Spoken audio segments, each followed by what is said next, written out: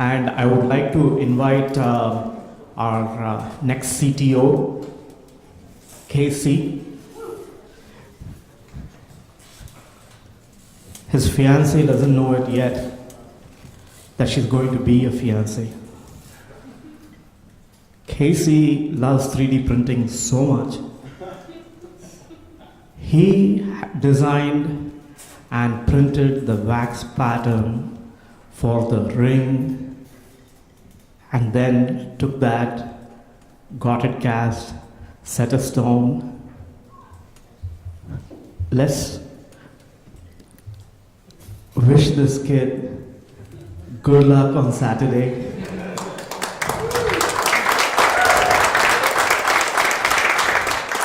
So that we have more believers in 3D printing. Over to Casey. All right, so yes, what he said is very true, and well, that's gonna fail. Quite frankly, I'm pretty nervous about it. Next Saturday is when I'm gonna ask her, and it should be a lot of fun. But the process itself was neat. I just wanted to challenge myself as an engineer to try and design something for the additive manufacturing process. So she gave me very strict parameters that I needed to operate within, and I was like, great, I can do this. I'm an engineer. So I did it. It came out. I sent it off to a company called Shapeways, which is, I would assume, is a lot similar to Fast Radius. Shapeways took my STL file and created a wax casting version of it and casted it in 14 karat gold. So, and I got it back within 10 days. So it's pretty neat. So again, my name is Casey, or Keren Callen, it's my initials, and I'm the CTO of the Graphite Polymer Composite Group. We spent the semester developing a flexible polymer composite material, all right, and for the FDM printer, and it was pretty cool. It was a learning process, but the material that we have now is actually on that table as a filament, and we wanted to use it for impact-resistive applications. So you see all the other groups discussing how they have an actual product that they produced. Well, we thought about producing a product, but then we figured out, you know, in the long run, it's the material that is really what's most important. So we developed this material. It's a mixture between Hytrel and graphite. Hytrel is a thermoplastic elastomer, which is like a rubber, and graphite is the same material that's inside of your pencils. We took the two together and created a material that was flexible, and it would become stiff when you applied a compressive load to it, which was pretty neat. So we figured, impact-resistant applications, that's how you could use that. Let's see here. So without further ado, I will introduce my team here. This is Josh Kelley. This is Corey Malloy. This is Brandon Jones, and Chris Vibert is out today. So I will continue on with them. All right, good afternoon. My name's Josh. Thanks, Casey, for stealing all of the thunder that I have. I don't really have anything else to say now, so here we go. Go ahead. As he said, our particular project was based around a product, or a particular material. We had to make the graphite-infused thermoplastic, and we just chose Hytrel as our thermoplastic to use for this. It's pretty elastic, if you can see on the white material over there.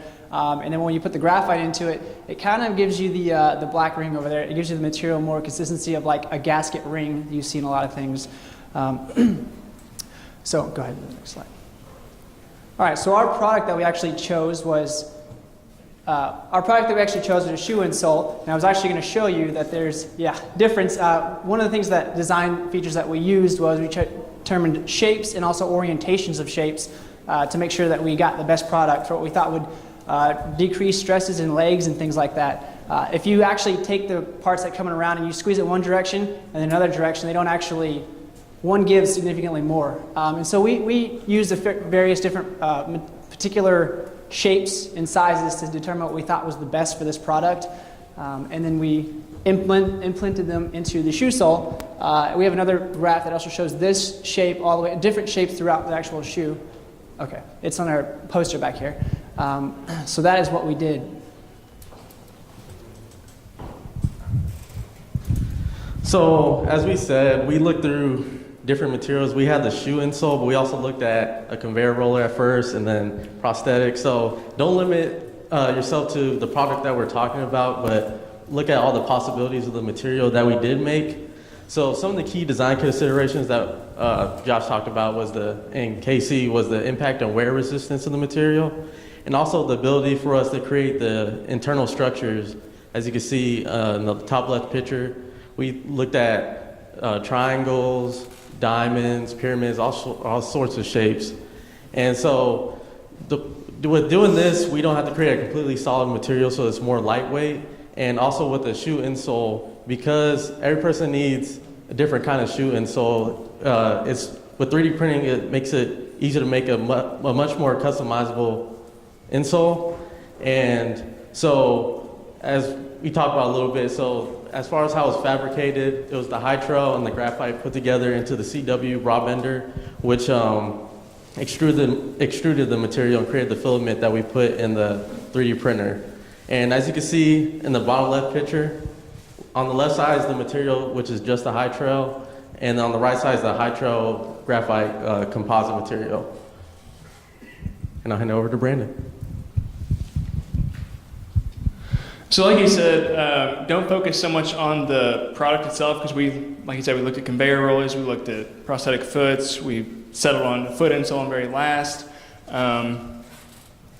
And we kind of figured out, like, going through all of this, it doesn't really matter the product, it's more the material that's makes it so unique that you can do anything with it, that you can print whatever you want with it.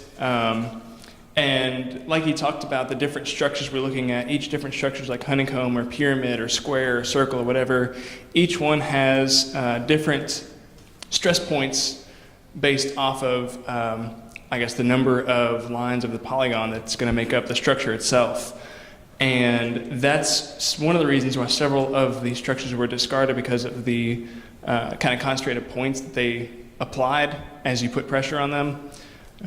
We didn't get to look too much into this, but we were looking just really at the different structures, and we kind of, based off of what we printed, were able to tell the different impact resistances that each different structure applied. If we had more time, we were going to look into exactly how much force each one would have given. And so that is our product. We have samples up here of what we printed out with the graphite and with the Hytrel if you want to take a look at this.